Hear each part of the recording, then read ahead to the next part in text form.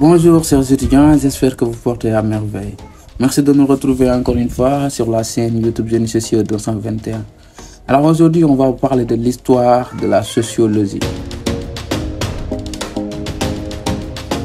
En tant que discipline scientifique, commence à la fin du 19e siècle, même si l'on peut retrouver des raisonnements sociologiques dès l'Antiquité, la sociologie se développe principalement en Europe de l'Ouest alors que la révolution industrielle fait émerger les premières enquêtes et réflexions sur les conditions de vie des ouvriers. Mais ce n'est qu'à partir des années 1890 que la sociologie s'institutionnalise avec les premières revues et séries universitaires. Jusqu'en 1914, la sociologie européenne produit la majeure partie du corpus de la discipline. L'entre-deux-guerres est plus favorable à la sociologie américaine. Après 1945, la sociologie institutionnalisée et internationalisée se développe considérablement à de multiples courants et sous-disciplines pour donner la mosaïque que l'on connaît aujourd'hui. Dès l'Antiquité, le raisonnement sociologique se retrouve chez certains auteurs comme Confucius et Cicéron. Les sophistes inaugurent dans le domaine social l'essentiel de la méthode scientifique, c'est-à-dire l'observation, la comparaison et la critique.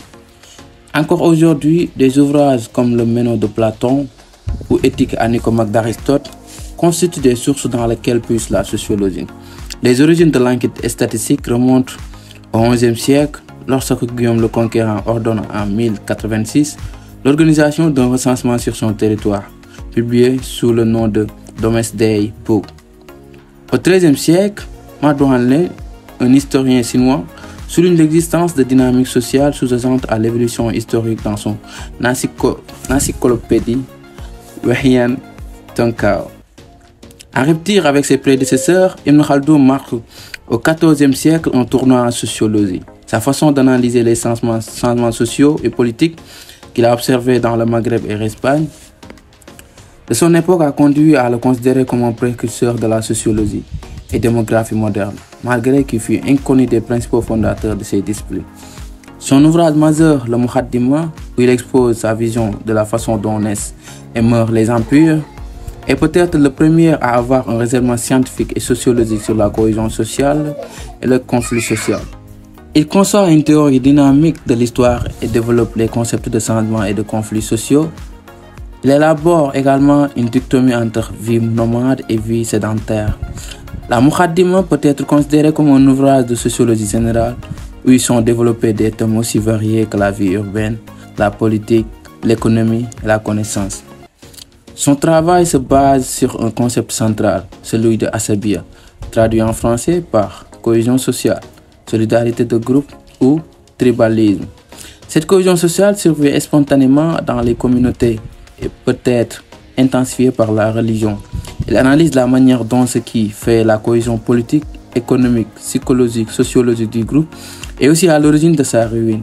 Il sera alors remplacé par un autre groupe lié de manière plus étroite.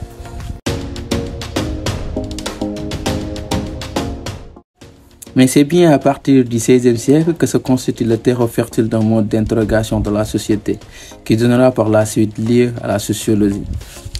Les bouleversements scientifiques qui s'opèrent grâce aux découvertes de Kepler, Galilée, Copernic, entre autres, conduisent aux côtés du mouvement humaniste qui développe l'homme au centre, qui place l'homme au centre des débats, à renverser l'ordre établi et à enclencher une révolution qui modifia les fondements et les cadres même de notre pensée et dont la science moderne est à la fois la racine et le fruit.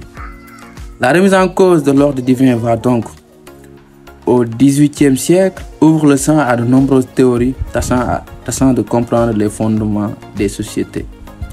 C'est le cas de tous les théoriciens du contrat social, que ce soit John Locke, Jean-Jacques Rousseau ou Thomas Hobbes. Ils pensent alors l'origine de la société et de l'État comme un contrat originaire entre les hommes, par lequel ceux-ci acceptent une limitation de leur liberté en essence de la loi garantissant la perpétuation du corps social. Les premières tentatives d'étudier la société et sa diversité comme un objet d'analyse à part entière se retrouvent chez Montesquieu de l'esprit des lois, qui selon lui, une société sans loi est une société exposée au despotisme.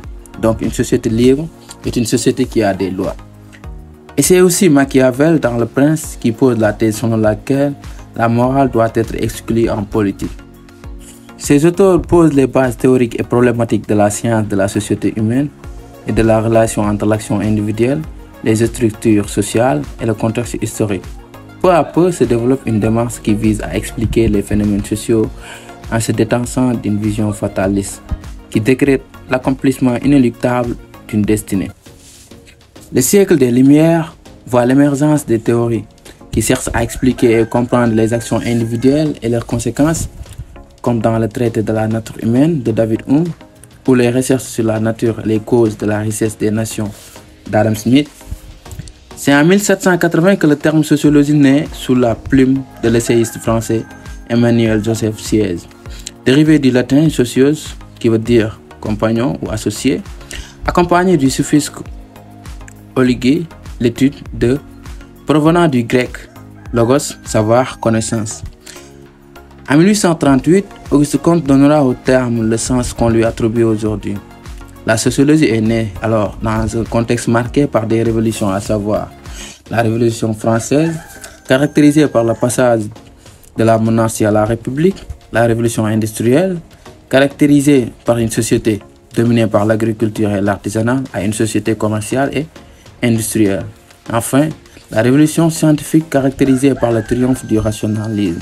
Ces trois changements majeurs induisent un sentiment de rupture et l'émergence d'un besoin de connaissance du social que traduit bien le développement de l'enquête sociale. Alors, émerge un besoin de comprendre le sens de ces révolutions historiques. Ce questionnement sur le sens des révolutions en cours est au cœur des réflexions des principaux précurseurs de la sociologie, que ce soit Alex de Tocqueville, Karl Marx, Auguste Comte, entre autres. En résumé, la sociologie est alors née dans ces contextes, dans ces révolutions, pour essayer de comprendre cette mutation sociale, le changement de comportement des individus, le développement de l'individualisme.